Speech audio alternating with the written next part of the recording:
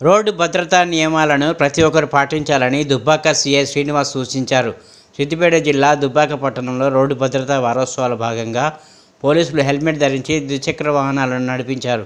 ప్రతి ఒక్కరూ ద్విచక్ర వాహనాలు నడిపేటప్పుడు ఖచ్చితంగా హెల్మెట్ ధరించాలని సూచించారు. హెల్మెట్ ధరించకపోవడం వల్ల రోడ్డు ప్రమాదాలు చోటు చేసుకుని ప్రాణాలు కోల్పోయిన సంఘటనలు ఎన్నో ఉన్నాయని గుర్తు చేశారు. వాహనదారులు ఖచ్చితంగా రోడ్డు భద్రతా నిబంధనలు పాటించాలని, లేదంటే చర్యలు తప్పవని హెచ్చరించారు. మద్యం సేవించి ఎట్టి పరిస్థితుల్లోనూ వాహనాలు నడపవద్దన్నారు. ట్రాఫిక్ నిబంధనలు ఉల్లంఘించే వాహనదారులకు జరిమానాలు విధిస్తామని వెల్లడించారు. ఎందరో ఈ రోడ్డు మీద ప్రాణాలు వదులుతున్నారు. ఒక్కరా ఇద్దరా ఎందరో ఈ రోడ్డు మీద ప్రాణాలు వదులుతున్నారు. ఈ రోడ్డు మీద ప్రాణాలు వదులుతున్నారు. కాలే కడుపుకొని మండే గంజి కొరకు వలస వెళ్ళిన వాళ్ళు ఎందరో, తీర్థయాత్రలు కానీ తిరునాళ్ళ కానీ వెళ్ళి తిరిగి రాని వాళ్ళు ఎందరో, అత్తగారిచ్చిన కొత్త కారులోన అసవులు బాపిరి ఇంకెందరో, ఒకరా ఇద్దరా ఎందరో ఈ రోడ్డు మీద ప్రాణాలు వదులుతున్నారు. ఇన్సూరెన్సు లేక లైసెన్సు లేకుంటే బండ్లు నడిపేటోళ్ళు కొందరు, తప్ప తాగి ఎదురొచ్చిన వాళ్ళను బుద్ధి చంపేటోళ్ళు ఎందరో. సభ్యులో భాగంగా ఈరోజు దుబ్బాక సిబ్బందితో అవేర్నెస్ ప్రోగ్రామ్ కండక్ట్ చేయడం జరిగింది. మెయిన్ ఇంపార్టెంట్ ఏంటంటే ఈ traffic rules plus daily traffic పెరుగుతున్నందున మనం తీసుకోవాల్సిన ప్రికాషన్స్, ఫాలో అవ్వాల్సిన రూల్స్, ఈ మధ్యన రోడ్ యాక్సిడెంట్ ఎక్కువ అవుతున్నాయి పెద్ద మొత్తంలో. వాటిని నివారించడానికి పబ్లిక్లో పెద్ద మొత్తంలో అవేర్నెస్ చేయడానికి అంటే ప్రతి వారం ఈ అవేర్నెస్ ప్రోగ్రామ్స్ కండక్ట్ చేస్తుంటాము. ఈ స్టూడెంట్స్ కానించి ప్రతి ఒక్కరూ నాలెడ్జ్లో పెట్టుకొని పబ్లిక్ అవేర్ కావాలి. మనం ఎన్ని చేసినా రోడ్ యాక్సిడెంట్ అనేది మన సెల్ఫ్ మనంతలా మనం అవేర్నెస్ అయితేనే తగ్గించగలుగుతాం. దీనికి పబ్లిక్ కూడా మాకు కోఆపరేట్ చేయాలి. ఇది ప్రతి వారం చేస్తుంటాము. మేము చేసే ప్రోగ్రాం వల్ల 10 మందిలో ఒక 2-3 అవేర్నెస్ అయినా మాకు చాలా సంతోషం. మనం ఒక్కరిని కాపాడినా ఒక ప్రాణం నిలబెట్టిన వాళ్ళం అవుతాము. కావున పబ్లిక్ కూడా రోడ్డు యాక్సిడెంట్స్ విషయంలో, రోడ్డు సేఫ్టీ విషయంలో ప్రతి ఒక్కరికి అవగాహన కలిగి ఉండాలని కోరుకుంటున్నాను. Thank you. 10 ఏళ్ళు ఈ ముఖ్యమంత్రి బాధ్యతల్లోనే ఉండి ప్రజల కోసం 24 గంటలు పనిచేస్తానని, మీరు ఆశీర్వదిస్తేనే మరో 10 ఏళ్ళు ఇందిరమ్మ రాజ్యం ఉంటుందని ముఖ్యమంత్రి రేవంత్ రెడ్డి అన్నారు. ఎల్బీ స్టేడియంలో హోంశాఖ ఏర్పాటు చేసిన కార్యక్రమంలో కొత్తగా ఎంపికైన కానిస్టేబుల్ అభ్యర్థులకు నియామక పత్రాలను ఆయన అందించారు. ఈ సందర్భంగా మాట్లాడుతూ నిరుద్యోగులు ఎవరూ అధైర్యపడవద్దని, మీ సమస్యలను పరిష్కరిస్తామని హామీ ఇచ్చారు. తెలంగాణ కోసం పోరాడిన యువత ఉద్యోగాలను సాధించడం ఆనందంగా ఉందన్నారు. తాను ముఖ్యమంత్రిగా ప్రమాణం చేసినప్పుడు ఎంతో సంతోషించానో ఇప్పుడు అంతే ఆనందం వేస్తుందన్నారు. ఆత్మహత్య చేసుకునే పరిస్థితి నుంచి యువతను గట్టెక్కిస్తామన్నారు. రాబోయే 10 సంవత్సరాలు నిరంతరం రోజుకు 24 గంటలు 10 ఏళ్ళు మీకోసం కొట్లాడతా, 10 ఏళ్ళు మీకోసం చేస్తా, 10 ఏళ్ళు ఈ బాధ్యతలో ఉంటా. మీరు ఆశీర్వదిస్తే ఇంకో 10 ఏళ్ళు కూడా ఇందిరమ్మ రాజ్యం ఉంటుంది. చంద్రశేఖరరావు, నీకు సూటిగా సవాలు విసురుతున్నా, ఈ 10 ఏళ్లలో నీ శాతనైతే ఒక్క ఎంటిక వీక్కొని చూడు, అప్పుడు నీకు తెలుస్తుంది. ఆయన ఎంబడే అధికారంలోకి వస్తా అంటుండ్రు. రాబిట్ ఎట్లొస్తావు, ఉంటా నేనే కదా ఏడుకోతా, ఈయనే ఉంటా, నీ సంగతి ఏందో చూస్తా. వాలంటైన్స్ డే సందర్భంగా ప్రజాశాంతి పార్టీ అధ్యక్షుడు కేఏ పాల్ భారీ శుభవార్త చెప్పారు. ఎవరైనా ప్రేమించుకొని పెళ్లిళ్ళు వాళ్ళ తల్లిదండ్రులు ఒప్పుకోకపోతే తన వద్దకు రావాలన్నారు. తాను ఒప్పించి వివాహం చేస్తానని, ప్రేమికుల రోజున ఇదే నా గిఫ్ట్ అని చెప్పారు. పెళ్ళయ్యాక ఓటు మాత్రం తన పార్టీకి వేయాలని కండిషన్ పెట్టడం గమనార్హం. పాల్ కామెంట్స్ సోషల్ మీడియాలో వైరల్గా మారాయి. తాను కూడా కులాలు, మతాలకు అతీతంగా మ్యారేజ్ చేసుకున్నానని గుర్తు చేసుకున్నారు. తన భార్య కూడా దళితురాలని 2000 ఇచ్చి పెళ్లి చేసుకున్నానని తెలిపారు. వాలంటైన్స్ డే సందర్భంగా ప్రేమికులకు ఇదే తన మెసేజ్ అని చెప్పారు.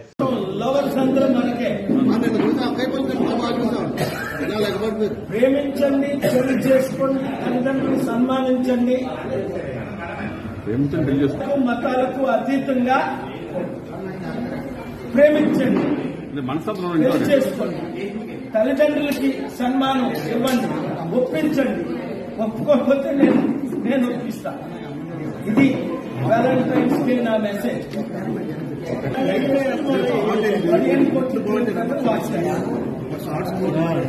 నా వైఫ్ దళితుడు, కులాలకి మనకు సంబంధం ఏంటి? 2,000 రూపాయలు ఇచ్చి వాళ్ళు ఒడిశా నుంచి నర్సీపట్నం తప్పించుకొని పెళ్లి చేసుకున్నారు. 2,000. 2018లో నీ భార్య నువ్వు ఓడిపోవాలని కోరుకుంటే 2023లో నా భార్య బిడ్డ నా గెలుపును కోరుకున్నారని హుజురాబాద్ ఎమ్మెల్యే బీఆర్ఎస్ నేత పాడి కౌశిక్ రెడ్డి మంత్రి పొన్నం ప్రభాకర్ని ఉద్దేశించి అన్నారు. నీ చరిత్ర నా చరిత్ర 2 నిమిషాల్లో చెప్తానంటూ తీవ్ర వ్యాఖ్యలు చేశారు. బీఆర్ఎస్ భవన్లో ఆయన విలేకరుల సమావేశం నిర్వహించారు. ఈ సందర్భంగా పాడి కౌశిక్ రెడ్డి మాట్లాడుతూ కేసీఆర్ మీద, మాజీ మంత్రి కడియం శ్రీహరి మీద రేవంత్ రెడ్డి అభ్యంతరకర పదజాలం వాడారని ఆరోపించారు. పొన్నం ప్రభాకర్ గారు నా మీద అసెంబ్లీలో మాట్లాడిండు. నా సతీమణి నా బిడ్డని చేయబట్టి నేను గెలిచినా అని మాట్లాడిండు. ఎస్, నా సతీమణి నా బిడ్డ ఇద్దరు నేను గెలవాలి అని ప్రచారం బరాబర్ చేసిండ్రు, బరాబర్ కోరుకున్నారు. కానీ నీలా కాదు కదా, నీ చరిత్రలా కాదు కదా పొన్నం. నీ సతీమణి నువ్వు 2018లో కరీంనగర్ అసెంబ్లీ క్యాండిడేట్గా పోటీ చేస్తున్నప్పుడు ఎన్నికల సమయంలో నువ్వు ఓడిపోవాలని నీ సతీమణి మీ ఇంట్లో ఆత్మహత్య ప్రయత్నం చేసింది. ఇది నిజమా కాదా? తెలంగాణ నుంచి రాజ్యసభ ఎన్నికల్లో పోటీ చేసే అభ్యర్థులకు కాంగ్రెస్ హైకమాండ్ ఖరారు చేసింది. రాష్ట్రం నుంచి 2 అభ్యర్థులను కాంగ్రెస్ బరిలోకి దింపుతుంది. ఫైర్ బ్రాండ్ రేణుకా చౌదరి, ఎం అనిల్ కుమార్ యాదవ్లను రాజ్యసభ సీట్లకు కేటాయించింది. ఈ మేరకు ఏఐసిసి నుంచి అధికారిక ప్రకటన వెలువడింది. మరోవైపు కర్ణాటక నుంచి అజయ్ మాకెన్, సయ్యద్ నజీర్ హుసేన్, జీసీ చంద్రశేఖర్లకు అవకాశం కల్పించింది. మధ్యప్రదేశ్ నుంచి అశోక్ సింగ్ పేరును ఖరారు చేసింది. వీరి అభ్యర్థిత్వాలను కాంగ్రెస్ జాతీయ అధ్యక్షుడు మల్లికార్జున ఖర్గే ఆమోదం తెలిపారని ఏఐసిసి తెలిపింది. మరోసారి రేణుకా చౌదరి రాజ్యసభకు వెళ్తుండటంతో ఖమ్మం లోక్సభ స్థానం నుంచి పోటీ చేసే అవకాశం ఎవరికి దక్కుతుందనే విషయం ఆసక్తి నెలకొంది. కంటోన్మెంట్ బీఆర్ఎస్ ఎమ్మెల్యే లాస్యా నందితను ఎమ్మెల్యేలు కేటీఆర్, జగదీష్ రెడ్డి, మర్రి రాజశేఖర్ రెడ్డి పరామర్శించారు. నిన్న నల్గొండ సభ అనంతరం తిరుగు ప్రయాణంలో హైదరాబాద్ వస్తుండగా నార్కెట్పల్లి వద్ద ఎమ్మెల్యే లాస్యా నందిత కారు ప్రమాదానికి గురైన సంగతి తెలిసిందే. లాస్యా నందితకు స్వల్ప గాయాలయ్యాయి. దీంతో కేటీఆర్ బుధవారం నందిత నివాసానికి వెళ్లి పరామర్శించారు. నర్సరావుపేట వైసీపీ ఆత్మీయ సమ్మేళన కార్యక్రమంలో బుధవారం ఎమ్మెల్యే గోపిరెడ్డి శ్రీనివాసరెడ్డి మాట్లాడుతూ జగనన్న పంపించిన రామబంటు ఎంపీ అభ్యర్థి అనిల్ కుమార్ యాదవ్ అని అన్నారు. ఈ సందర్భంగా ఆయన మాట్లాడుతూ చంద్రబాబు నాయుడు ఢిల్లీ వెళ్లి బీజేపీ కాళ్ళపై పడ్డారు. ఒకవైపు జనసేనతో పొత్తు పెట్టుకున్నాడు, మరోవైపు బీజేపీ కావాలంటున్నాడు. కానీ జగన్మోహన్ రెడ్డికి ప్రజలు తప్ప పొత్తులతో లేదన్నారు. జగన్మోహన్ రెడ్డి గారు ఒక ప్రయోగం చేశారు నర్సరావుపేట నియోజకవర్గంలో. గతంలో ఈ పార్లమెంట్ నుంచి ఎప్పుడు కూడా ఒక బీసీ అభ్యర్థి కానీ ఎవరికి కూడా సీట్ ఇవ్వలేదు. కాబట్టి మీరందరూ కూడా బీసీలందరూ కూడా ఏకం కావాల్సిన అవసరం. ఎందుకంటే ఈ ప్రయోగం పొరపాటున విఫలమైతే రెండోసారి అవకాశం రాదు.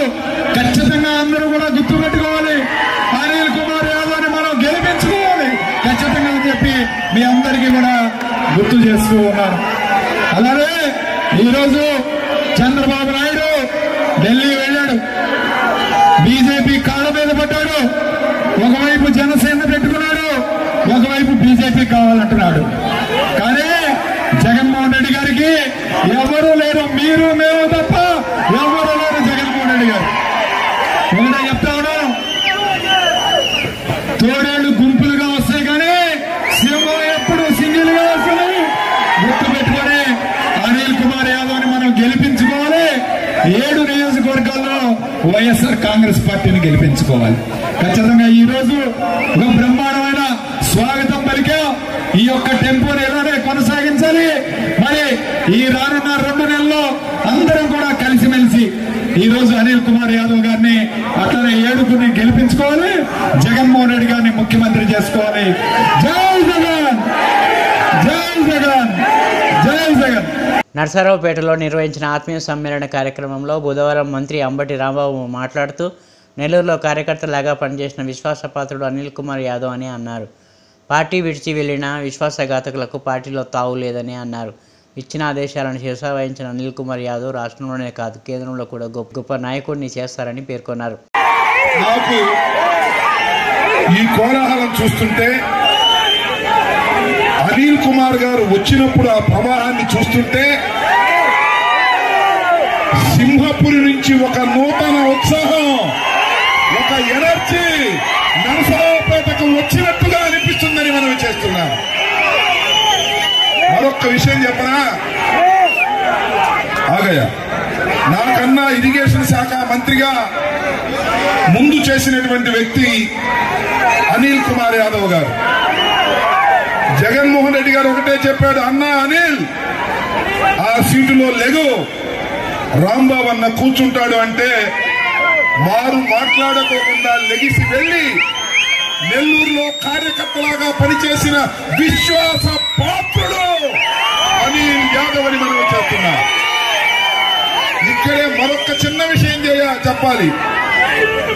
అన్నా ఎంపీ అన్నా, నువ్వు గుంటూరులో కూర్చోన్నా, ఇక్కడ ఒక బీసీని పెడతాను అంటే ఇక్కడ లేచి అక్కడ కూర్చోకోకుండా పార్టీనే మారినటువంటి వ్యక్తి మన ఎంపీ అని మనం చేస్తున్నాం. అలాంటి విశ్వాసఘాతకులకు ఈ పార్టీలో తావు లేదు అని కూడా మనం చేస్తున్నాం. ఇచ్చిన ఆదేశాన్ని శిరసా వహించినటువంటి అనిల్ కుమార్ యాదవ్ ఈ రాష్ట్రంలోనే కాదు కేంద్రంలో కూడా జగన్మోహన్ రెడ్డి గారు తలుచుకుంటే పెద్ద నాయకుడిని చేస్తాడు దేశంలోనే మనం చేస్తున్నాం. దాచపల్లి మండలంలోని ఓ పెట్రోల్ బంక్ అక్రమాలపై బుధవారం నిర్వాహకులను సునీత అనే యువతి నిలదీశారు. తన కారులో ఫుల్ ట్యాంక్ పెట్రోల్ కొట్టమనగా మాన్యువల్గా పెట్రోల్ కొట్టడం గమనించి యజమానిని ప్రశ్నించారు. ఎవరైనా పెట్రోల్ కొట్టమని వస్తే ఖచ్చితంగా వాళ్ళు చెప్పిన అమౌంట్ ఫీడ్ చేసి కొట్టాలని, మాన్యువల్గా పెట్రోల్ దేన్ని కొడుతున్నారని ఆమె ప్రశ్నించారు. ఇలా తక్కువ పెట్రోల్ కొడుతూ ప్రజలు మోసం చేయడం సరికాదని అన్నారు. కరెక్టే మేడం, కాకపోతే టెక్నీషియన్ రేపు వస్తానన్నాడు కాబట్టి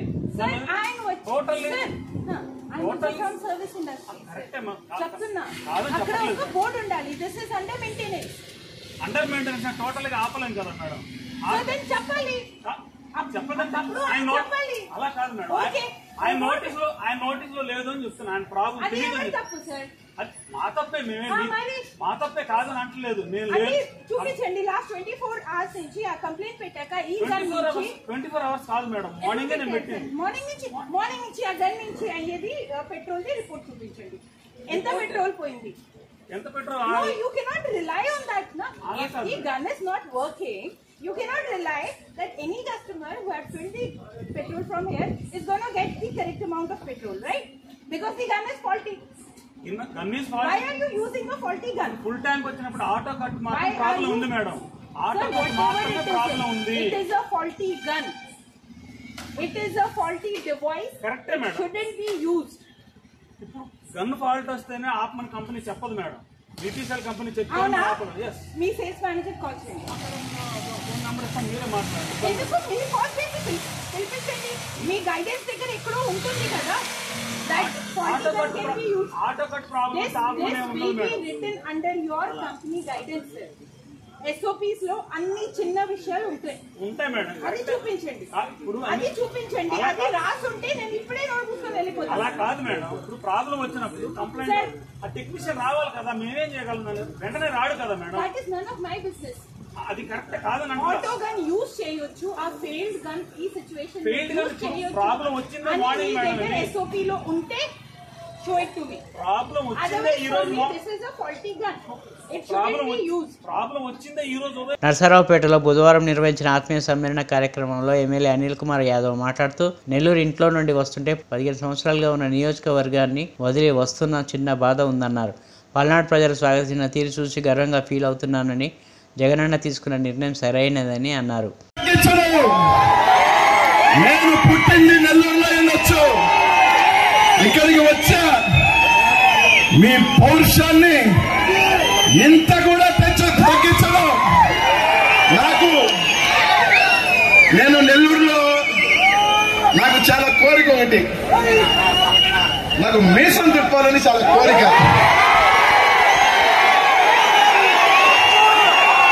కానీ నా వెనకాల ఉన్న నాయకులు.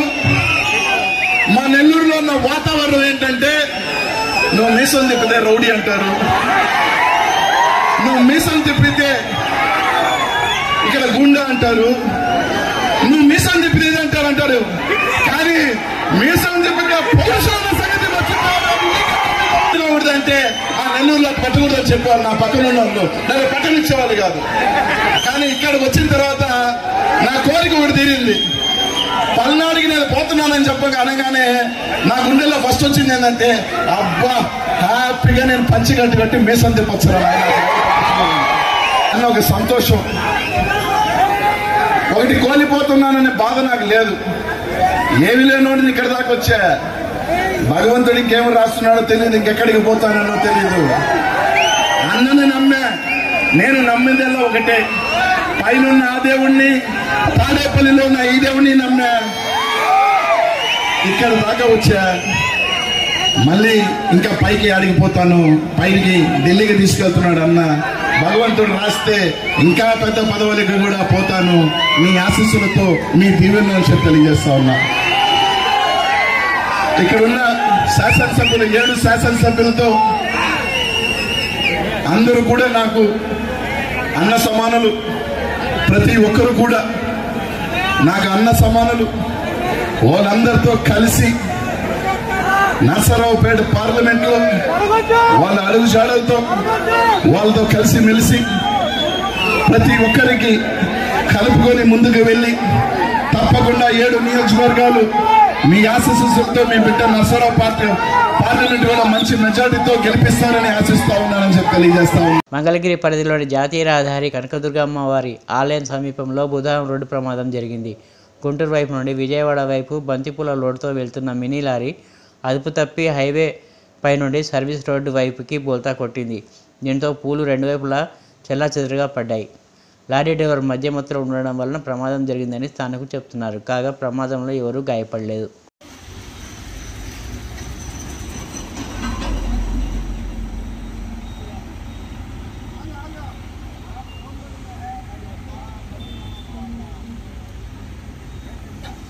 కేంద్ర మాజీ మంత్రి గారపాటి రేణుకా చౌదరిని అఖిల భారత కాంగ్రెస్ కమిటీ తెలంగాణ రాష్ట్రం నుంచి రాజ్యసభకు ఎంపిక చేసిన సందర్భంగా బుధవారం మేడ్చల్ మల్కాజిగిరి జిల్లా కాంగ్రెస్ పార్టీ అధ్యక్షులు టీపీసీసీ సీనియర్ అధికార ప్రతినిధి సింగిరెడ్డి హరివర్ధన్ రెడ్డి వారి నివాసంలో మర్యాదపూర్వకంగా కలిసి జిల్లా కాంగ్రెస్ పార్టీ తరఫున శుభాకాంక్షలు తెలిపారు. Most powerful leader for us in Medchal area Harivardhan గారు నా ఫేవరెట్. మీరు చాలా థ్యాంక్ యూ అన్నిటికంటే దేవుంది థ్యాంక్ యూ.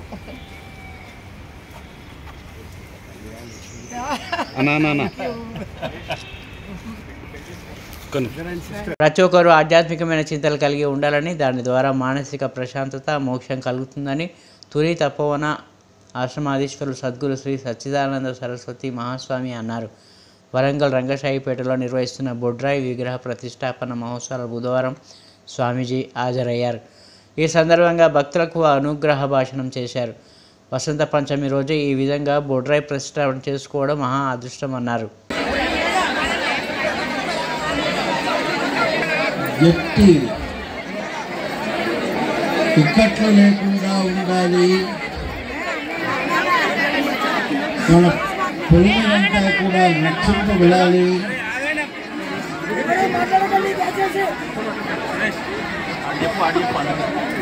అధ్యాత్మ అధిభౌతిక అధిదైవికమైనటువంటి తాపత్రయముల ద్వారా మనం పీడింపబడకుండా మనం రక్షింపబడాలి.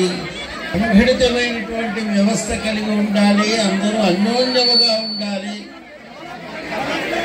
వైమనస్కం ఉండకూడదు, సౌమనస్యంగా ఉండాలి అన్నటువంటి ఏకైక ఆ ధర్మాన్ని ప్రతిపాదించట కొరకు పెద్దల చేత అనూచాయంగా వస్తున్నటువంటి సంప్రదాయాన్ని ఈ శ్రీరామాలయం ముందు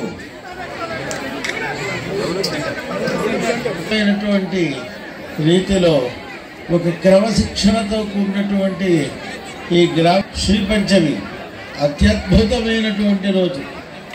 ఈరోజు ముహూర్తం పెట్టుకొని మా దగ్గరికి వస్తే నా వల్ల రాలేము అనేటువంటి ఆ ఆదిశక్తి, ఆ విద్యని పొగట్టి విద్యని ప్రకాశింపజేసేటువంటి ఆ శక్తి ఆవిర్భవించేటువంటి ప్రాగట్యమైనటువంటి ఈ పర్వదినంలో ఈ యొక్క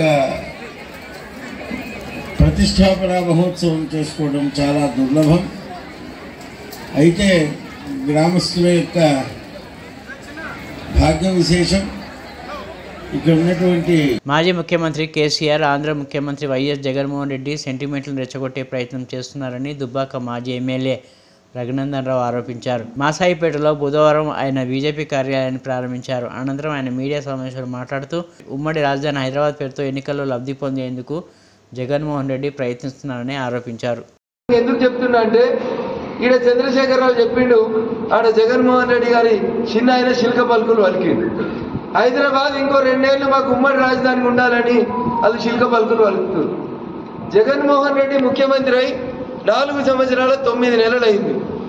4 సంవత్సరాల 9 నెలల జగన్మోహన్ రెడ్డి గారి పాలనలో ఎన్నడన్నా ఉమ్మడి రాజధాని హైదరాబాద్కి వచ్చి ఒక ఆఫీసులో మీరు మీటింగ్ పెట్టిర్రా?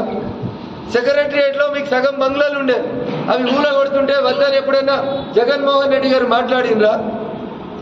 4 సంవత్సరాల 9 నెలలు గుర్తుకు రాలే హైదరాబాద్ ఉమ్మడి రాజధాని అని. ఇవాళ వైవి సుబ్బారెడ్డి గారని నిన్ననే రాజ్యసభకు నామినేట్ కాగానే జగన్మోహన్ రెడ్డి గారి పలుకులు చిలుక పలుకులు చెప్తున్నారు. హైదరాబాద్ ఇంకో 2 సంవత్సరాలు మాకు రాజధాని కావాలి. ఇక్కడ కేసీఆర్ అదే కోరుకుంటుండు, అక్కడ జగన్మోహన్ రెడ్డి గారు అదే పలుకుతున్నారు.